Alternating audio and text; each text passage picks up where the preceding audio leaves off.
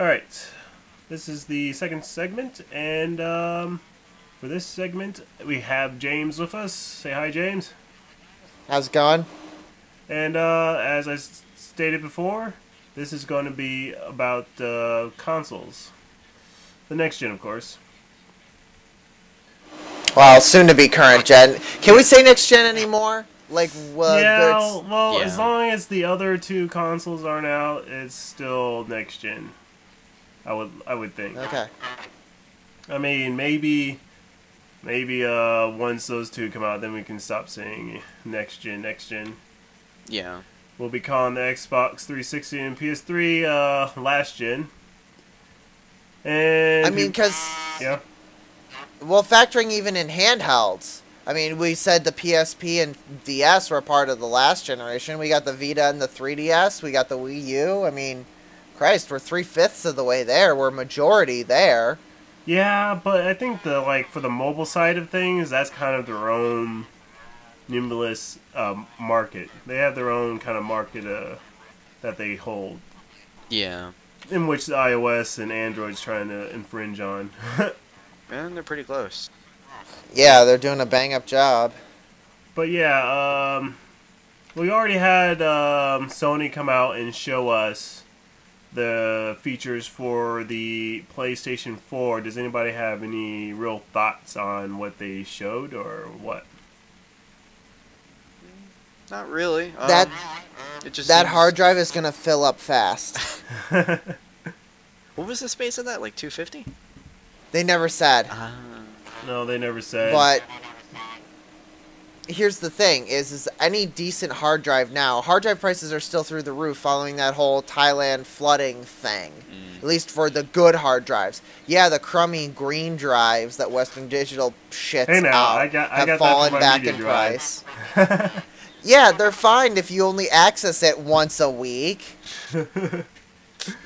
I've got a couple of green drives too, believe me, not my choice, but they're not made to last. Yeah. That's my point. Yeah. A console generation is supposed to be 5 years. Mm-hmm. We're at 7 with this one. So expect the next generation to be more than 5 years. And you brought up Do you really expect a Western Digital green to last for 7 years? And we're not talking about, I get it. If my Western Digital green fails, oops, oh well, I throw everything to my network drive or throw everything I can online, send it in for RMA, get a replacement pack. Or I would if they hadn't cut the warranties down to a year. But, as a PC tech person, that's what I do. If somebody's PS4 boots up and says, hard drive don't work, please contact Sony, they're going to be pissed. Well, I'm going to assume that they're going to do the same thing they kind of did with the PS3, where you can put in a laptop drive. So, effectively, you can just swap out the drive and get another one. Yeah, but laptop drives peak at 1 terabyte now. I mean, they only recently got up to 1 terabyte. I'm not expecting them to, expect people to download 1 terabyte worth of goodies. Games and whatnot. It's going to use Blu-rays. They're going to do a big push for installing software.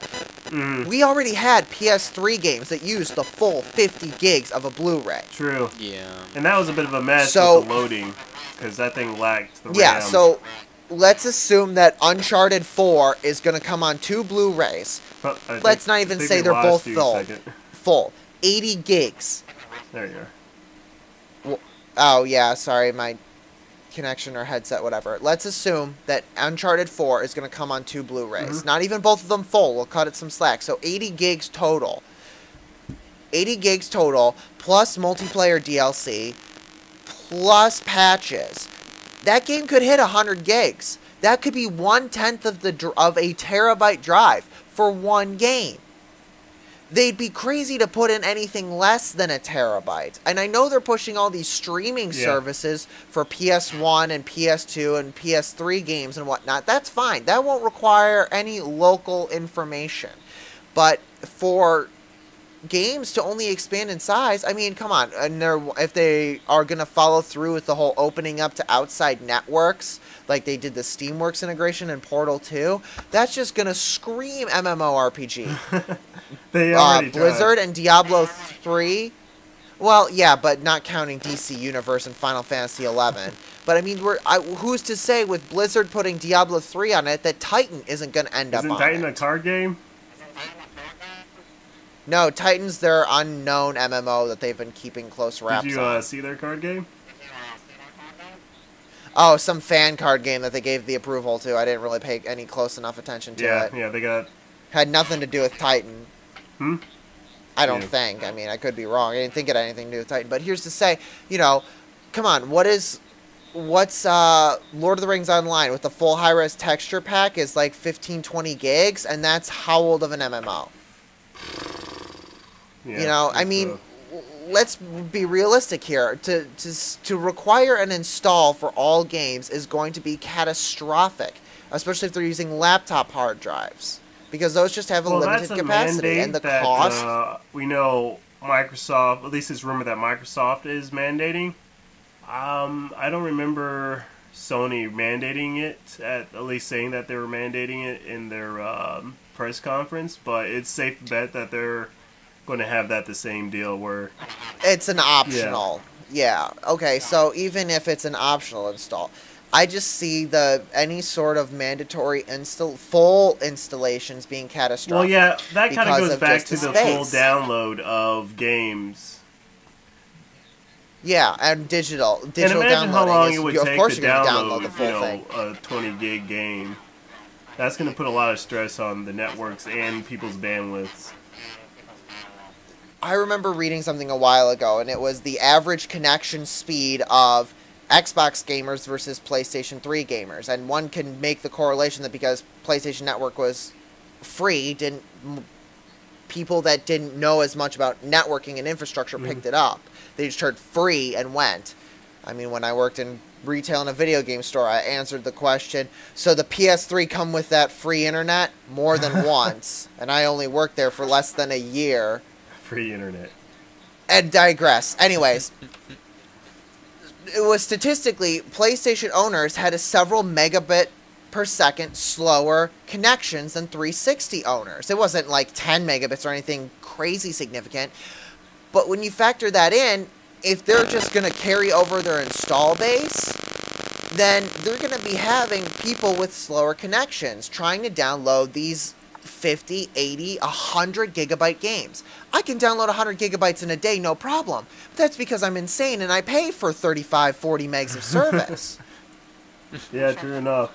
Your average console player is not going to understand that, and they're going to take their aggression out at Sony. It's going to be completely misplaced, but it's going to backfire in Sony's face. If they do not properly educate the parents, you know, about how long it's going to take to download, because there's some people they're never going to teach. I don't know. I think PlayStation gamers probably already gotten used to downloading stuff because they're always downloading a patch or a firmware update every other week, if not day. That I think they, at least, you know, the most core users are going to be just fine with it, and they're the ones that are going to be buying this thing upon launch. And from there, it'll probably word of mouth and, you know, people telling each other, you know, the less in the know people how to work the internet. there are going to be people that are going to be fine with it. And there are people that accept the wait. You know, just the wait period. I mean, just last night, I was over at a friend's house. He built his own computer. You know, he has a gaming machine that's his primary form of gaming. And we were saying, hey, let's watch something on Netflix on the PS3. Mandatory update. And he bitched and moaned about it for the, 5 minutes, I think, total it took, including system reboot for the PS3. We're talking about people that know what's going on, and they're still bitching and moaning. And we all like to bitch and moan. Yeah. And when bitch and moan is hand in hand with ignorance, that's just going to be blame on Sony. True. It's like people blaming Microsoft for hardware manufacturers not releasing drivers for Vista. Microsoft said, here's the operating system, make the drivers. Everyone said no, and then it was Microsoft's fault. I had no problem with Vista. That's just me. I knew what upgrading an operating system was like. I did it from 3.0 to 3.1, 3.1 to 95, 95 to 98, 98 to 2000, 2000 to XP, XP to Vista. I had no problems with Vista. Yeah, That being said, the question I've been wondering is what features that they showed for their streaming and, services that they're going to have with the PlayStation 4, what of that is actually going to be a premium attached to it, something you have to pay a subscription for? My thoughts is basically anything that takes their stream service is probably going to end up being a premium ticket, even if you're just streaming a demo. Like, all that stuff is going to be premium. Kevin, you got any thoughts on that one? Oh yeah, without a doubt, they're going to be charging extra for that. They would lose way too much money if they allowed every single user to stream a game, especially with how much bandwidth that consumes on both sides. Yeah, I mean, there's just no way You know, that they can't. I mean, like you said, it would cost way too much. Everybody would be doing it, like every aspect of their social streaming media stuff is going to have a price tag attached to it. The only thing I think won't have the price tag is the replay thing. That thing's something that, it's a simple upload and you're done. What do you think, Chrono? Or James? and also, Whatever, either works. The streaming is an interesting point because when they said that you're going to be able to stream PS3 games, and I'm assuming PS2, PS1 games. Yeah, you would assume. Maybe PS1 and PS2 you'll play by sticking the disc in. Who knows? I mean, the PS3 could do it with PS1 games, so maybe the PS4 will do it with 2. No, Who knows? actually, I think they went on record that they're not going to make emulator built into the PlayStation. No backwards compatibility whatsoever, so it's all stream. they said that they weren't going to have any hardware-wise. They said, though, that it wasn't out of the question software-wise in the future to add emulation. They just said they weren't right now looking at that. It's quite likely it's going to be they're streamed. Going to do software PS2 emulation as well. I was going to say, well, didn't they say they were going to do software PS2 emulation for the PS3 Yeah, at but they point? ended up not doing that at all. Well. They did release some games, I believe, though? Or was that PlayStation 1 games for the PSN network? They have PSN 1 and 2. 1 and 2. Well, 2 are like the HD re-releases. I don't think they've got just a random assortment of PS2 games on there. But my whole thing is, with their streaming, is this is sort of the whole thing I had with OnLive, thinking like, well, what the hell is the point? If you could get people to pay $15 a month for unlimited access to every AAA game, or in this case, their entire back catalog of games, that's an easy sell. To say you have to pay $50 a year, $60 a year, whatever, and then you have to buy the games that you don't even get to download. Never mind, you don't own them because they still have the right to yank them back at any point with a download. You don't even get to download them. That is going to be a very hard sell. The former seems to be the I don't want to more likely speculate. choice, because with the PlayStation Plus, they effectively allow you to play games for free. They always put up a game for free, I think, every month or something. And you have access to that game as long as you have your they're letting you download that. Yeah, but I think there's a huge difference between downloading a little indie title for free, as long as you keep up your PlayStation Plus subscription, actually, versus Borderlands, the original Borderlands went free before Borderlands 2 popped up. Okay, so after the game's, already destroyed bargain bins. Yeah, it is. Because Yeah, it's they're been in dated the bargain games bin, and then it generally, was in but the they're bargain good. bin with the Game of the Year. Yeah, okay. It's not like you're ever going to see the latest, Call of Duty in that list. But, if you're going to tell me that I have to pay $60 a year for the PlayStation Network that comes with Plus, that comes with all of these benefits, that are legitimate benefits, and then if I want to play the back catalog of old games that I physically own sitting 10 feet from me, I have to buy them and still not even be able to download them, fuck you. Plain and simple. Plain and simple. Sure enough. But, nothing's set in stone. Completely speculation, but it's going to be interesting. They're on a very kind of tender path here with how they're going to get that premium going. Xbox Live already created their market for it and their mind share for their live services. Yeah. At this point, they need to build upon it without, alienating, their current subscribers. Because right now, the mind share is going to PlayStation 4 because they showed all this crazy social aspects that people haven't really thought about the fact that you're probably going to have to pay for 80% of that stuff. And there's still silence from Microsoft like a month after the press conference.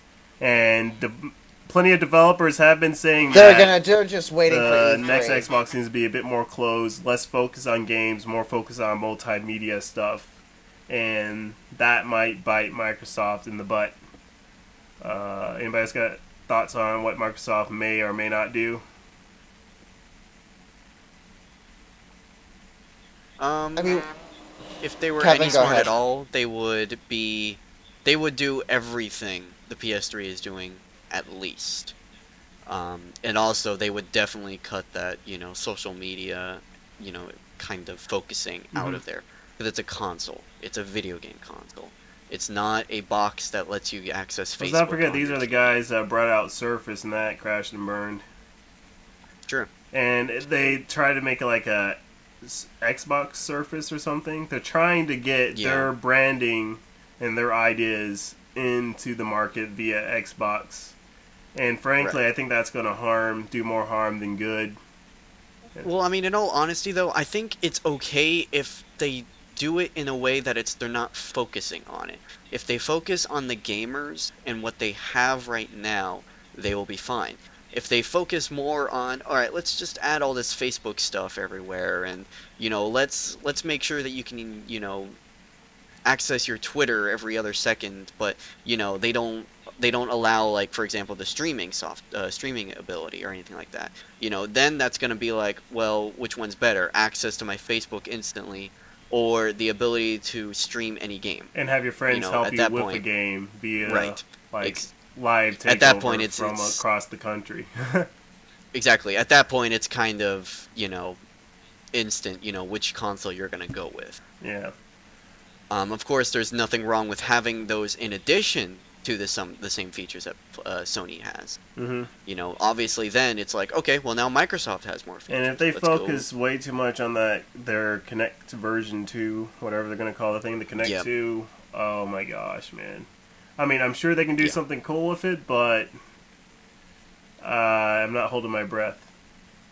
It's like the Kinect is cool technology, but Star Wars Kinect. Exactly. Well, especially Star Wars Kinect. That could have been the game that was like, look at all this cool stuff, and what we got was an extremely broken game. That was disappointing. Or Just Dance a Billion. How many of those? They hadn't come up to Final Fantasy yet, so so they got time. Yeah. Oh my god. But don't get me wrong, the Kinect is awesome though. They did have quite a few games. For example, the one that even came with it, Kinect Adventures, Kinect Sports, those were pretty fun, Yeah. Obviously, they weren't a game that you would turn on your Xbox for, but they were something that if you had a couple friends over, you could very easily have a lot of fun. But I already played Wii Sports. That's the problem I always had with it. Even when I went over to friend's house and they got a Kinect and we tried out the Kinect and there wasn't even any alcohol involved. Yeah. We were bored. In the end, I mean, it actually sold well. Like, it helped boost Xbox sales. They marketed it quite well and it did well for itself. But in the end, their core audience, the people that make them the money, are the core gamers.